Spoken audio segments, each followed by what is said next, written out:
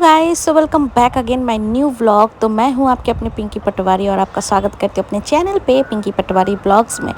तो आप सब कैसे हो? आई होप आप सब बहुत अच्छे होंगे। और मैं पहुंच गई फाइनली अपने वेकेशन के थर्ड डेस्टिनेशन जैसा कि हरिद्वार। तो मसूरी, ऋषिकेश मैंने घूम लिया है उत्तराखंड के, एंड ये थर्ड डेस्टिनेशन जो कि हरिद्वार। तो यहाँ पे हरिद्वार आते ही हम लोगों ने सबसे फर्स्ट यहाँ पे होटल लिया। होटल के जस्ट बगल में ये उडुपी कैफ़े था जहाँ पे हमने मन भर के ब्रेकफास्ट किया।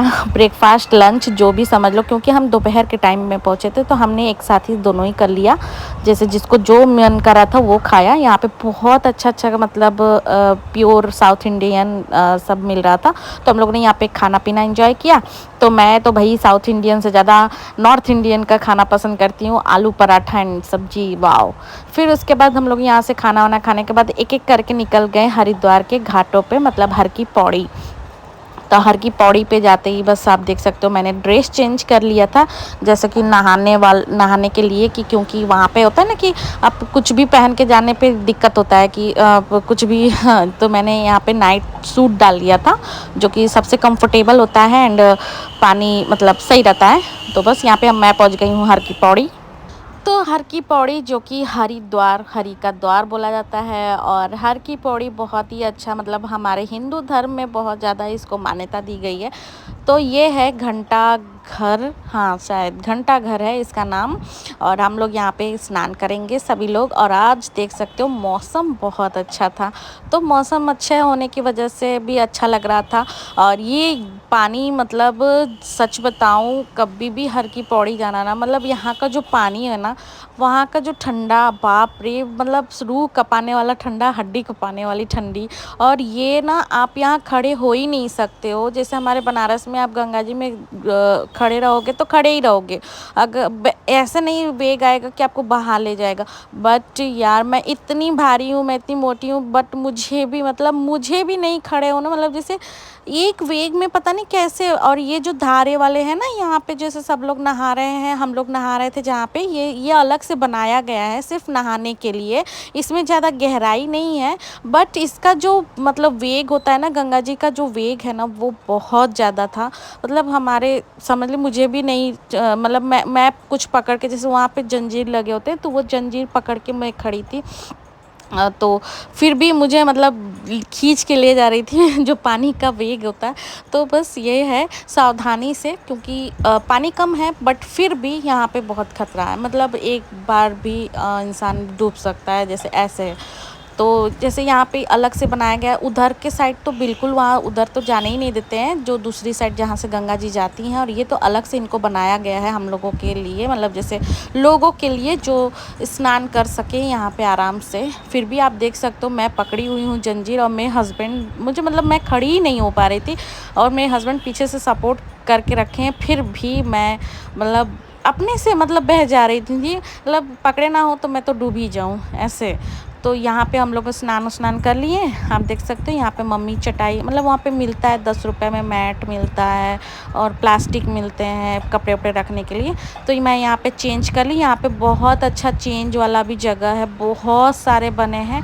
तो बेफिक्र होके जाइए, बस कपड़े अच्छे से लेके जाइए जो कि आप चेंज कर सकते हो। और चेंज करने के बाद प्लास्टिक यहाँ मिलता है 10 रुपये का पैकेट, थैली। और जैसे हम लोग को वो था कि हम लोग कपड़े कैसे लेके आएंगे इतना भीगा भीगा, बट वहाँ पे हमें मिल गया। तो बस यहाँ पे हम लोग जैसा कि अभी नहा, आप लोग एंजॉय करिए थोड़ा सा। और चलिए हमारे साथ एंजॉय करिए गंगा आरती। तो हम लोग यहाँ पे सबसे पहले बैठ गए हैं सीढ़ी पर। और जैसे सीढ़ी पे यहाँ पे 2-2:30-3 बजे से हम लोग यहाँ पे लाइन से बैठ गए हुए थे, क्योंकि होता है ना कि आरती के वक्त में इतनी ज़्यादा भीड़ हो जाती है ना। तो हम लोग स्नान कर के पहले यहाँ पे बैठ गए पहली लाइन में, क्योंकि सामने बैठे हुए थे, जहाँ जिधर गंगा जी का आरती होता है ना उस साइड भी आप बैठ सकते हो। बट हम सामने से क्या होता है ना कि अच्छे से वीडियो किया जा सकता है, अच्छे से देखा जा सकता है आरती को, इसलिए हम लोग सामने की तरफ बैठे हुए थे। और करीब करीब 3 बजे से तो मैं बैठ गई थी, क्योंकि आगे तो जगह मिलती ही नहीं है और सभी लोग आके भीड़ लगा लेते हैं। जगह बिल्कुल खड़े होने की जगह भी नहीं रहती है, चाहे इस पार बोलो चाहे उस पार बोलो, दोनों ही साइड बहुत ज़्यादा भीड़ रहती है। और यहाँ का सिक्योरिटी बहुत ज़्यादा रहता है, मतलब पूरे पुल में बंद कर दिया जाता है आवागमन, और सारे जगह पे सिक्योरिटी खड़ा, देख सकते हो ये पुल, सामने वाली पुल जो है पूरी खाली है, और इधर पूरी जेड मतलब जो सिक्योरिटी होती है ना हाई लेवल की कमांडो वाली,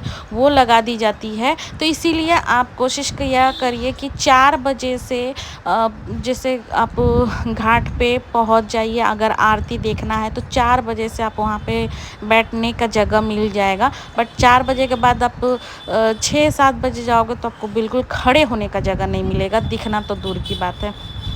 तो ये आरती स्टार्ट हो गई थी, बहुत टाइम लग गया था, मतलब हम लोग 2 ढाई 3 घंटे से बैठे हुए थे, तब जाके मतलब आरती जैसे शाम हो गई थी, 6 बज गए थे, करीब करीब 7 बजे जाके यहाँ पे आरती हुई। और बहुत ही अच्छे से हम लोगों ने आरती देखा, पूरा आरती देखा, देखते देखते हमें शाम हो गई थी। तो बस यहाँ पे हम लोग आरती को एंजॉय कर रहे हैं और बहुत अच्छा लगता है। एक अलग ही सुकून, एक अलग ही वाइब्स, पॉजिटिव वाइब्स, मतलब हर एक स्पिरिचुअलिटी, मतलब आपके अंदर जो इसके अंदर नहीं भी होगा ना वो उसके अंदर भी आ जाए। मतलब होता है ना कि बहुत लोग नहीं ज़्यादा सोचते हैं, ज़्यादा धार्मिक चीज़ें नहीं मानते, बट यहाँ आने पे बहुत अच्छा लगेगा, दिमागी शांति मिलेगी। तो ये बहुत सुकून दिया हम लोगों को, बस अच्छा लग रहा था। काफ़ी टाइम बीता लेकिन पता ही नहीं चला टाइम कैसे बीत गया। इतनी भीड़ ज़्यादा देख के भी लग रहा था कि मतलब हम लोग, जैसे हमारे बनारस में बहुत ज़्यादा भीड़ रहती है गंगा आरती के टाइम पे, वैसे यहाँ भी बहुत ज़्यादा भीड़ थी, तो काफ़ी अच्छा लग रहा था। फिर ये हम लोग रात हो गई थी, तो रात में हम लोगों ने कुछ किया नहीं, बस सीधे मार्केट गए, मार्केट में जाके थोड़ा शॉपिंग वॉपिंग किया, वहाँ से सीधे हम लोग चले गए होटल। देन ये नेक्स्ट डे का है, केदारनाथ ट्रिप के लिए हम लोग सुबह सुबह ब्रेकफास्ट करने के बाद सीधे केदारनाथ की तरफ निकल गए। और जस्ट एकदम सुबह भी क्या 10 बज रहे थे, और 10 बजे की तरफ हम लोग ने नाश्ता करके 10 बजे हम लोग निकल गए केदारनाथ के रोड पे। और पहले से हमें प्लानिंग नहीं थी, कोई रजिस्ट्रेशन नहीं था, बस भगवान का बोलते हैं ना बुलावा जब आता है ना तो आप वहाँ तक पहुँच ही जाते हो। तो यही बात है हमारे, मतलब मेरी कोई खासकर कोई प्लानिंग नहीं थी। हाँ, हमें ये था पता कि हम लोग हरिद्वार से नैनीताल की तरफ बढ़ने वाले हैं, बट पता नहीं क्या, मतलब उस दिन जब हम लोग आरती देखने के बाद होटल में गए खाना खाने के लिए, तो जस्ट उसके बगल में एक जो ट्रैवलर एजेंसी होते हैं ना वहाँ पे ऑफिस था। तो मैं ही खाना खा के, बारिश हो रही थी तो हम ऐसे ही खड़े हुए थे, और अचानक से हुआ, मैंने सोचा कि थोड़ा ट्रैवल एजेंसी से पूछा जाए कि केदारनाथ का रोड, केदारनाथ का क्या, मतलब थोड़ा सा उनसे इंक्वायरी ली मैंने। साथ ही में मेरे पापा, मेरे हस्बैंड भी थे, तो वो बताने लगे कि ऐसा ऐसा, तो 18,000 19,000 ऐसे लगेगा अगर आप लोग इतने लोग हैं तो। और उसके बाद अभी इस टाइम रोड खुला हुआ है और रजिस्ट्रेशन साथ ही साथ में हो जाएगा। तो फिर क्या था, बस नेक्स्ट डे सुबह को ही हम लोगों ने प्लान किया कि मैं तो केदारनाथ जाऊंगी, जिसे जाना है चले और नहीं जाना है तो फिर घर जाए इधर से। लेकिन सभी लोगों ने बस हिम्मत जुटा के बोला कि सही है चला जाए केदारनाथ ही। तो हमने तुरंत डिसाइड किया, तुरंत एक ट्रैवल वाले को फ़ोन किया और उन्होंने गाड़ी भेजी, और बहुत ही अच्छे ड्राइवर थे, मतलब ड्राइवर अंकल थे जो कि बहुत सरदार जी, बहुत अच्छे उम्रदराज थे बट बहुत सही थे। और हमें भगवान की मर्ज़ी से ही सब कुछ करना था, इसलिए भगवान ने अच्छे से ड्राइवर को भेजा जो कि एक उम्रदराज थे और एक्सपीरियंस वाले थे, 40 साल का एक्सपीरियंस था उन्हें इन रोड पे। तो हम लोग केदारनाथ से डायरेक्ट पहुँचे सोनप्रयाग। तो ये सोनप्रयाग का होटल है, आप देख सकते हो, यहाँ पे हम लोग रुके हुए थे। और वहाँ पे एक बहुत ही नॉर्मल होटल था, जैसे बस एकदम नॉर्मल वाला। तो यहाँ पे संग ही संग खाना बना के दे रहे थे, एकदम गर्मा गर्म घर जैसा खाना। तो हमें खाना खाएं यहाँ पे, फिर रात में सो गए वहीं पे सोनप्रयाग में। फिर नेक्स्ट डे ये हमें 3 दिन के लिए इन्होंने बुक किए थे, हम लोग 3 या 4 दिन के लिए हम लोगों ने इनको बुक कर लिया था।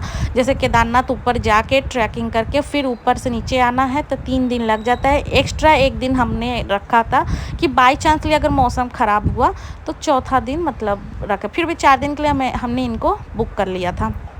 फिर हम लोग ये नेक्स्ट सुबह को हमें ये छोड़ने जा रहे हैं सोनप्रयाग, जहाँ से ट्रैकिंग कर मतलब जहाँ से गौरीकुंड के लिए हमें जाना था। तो यहीं तक गाड़ी आती है, जो भी बुकिंग वाली गाड़ी आती है यहीं तक छोड़ती है। तो हम लोगों ने बहुत परेशान थे क्योंकि हम तो कोई प्लानिंग करके गए नहीं थे, फिर भी ये जैसे ये सब मोजे हुए, डंडा हुआ, सब कुछ वहाँ पे मिल रहा था सोनप्रयाग में।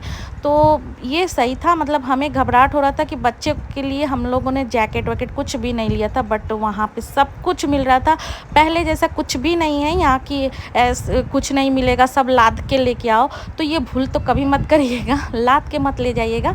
और हम लोग सोनप्रयाग से ये गौरीकुंड के लिए गाड़ी पकड़ लिए। वहाँ पे प्राइवेट गाड़ी मतलब जैसे मिलता है शेयरिंग वाली गाड़ी। तो यहाँ से हम लोगों ने गौरीकुंड में उतर गए हैं, ये आप देख सकते हो। अब हमारी यहाँ से स्टार्ट होगी ट्रैकिंग, जो कि आप पहाड़ों का नज़ारा देख सकते हो। बहुत खतरनाक पहाड़ हैं यहाँ पे तो यहाँ पे डंडा मिलता है 20-20 रुपए करके, ऐसे मिल रहा था। हम लोग ने सभी लोग अपने अपने ले लिए। फिर मिलती हूँ नेक्स्ट ब्लॉग में, जहाँ पे ट्रैकिंग करने के लिए दिखाऊंगी। बाय बाय, अच्छा लगे तो लाइक कर देना, बाय।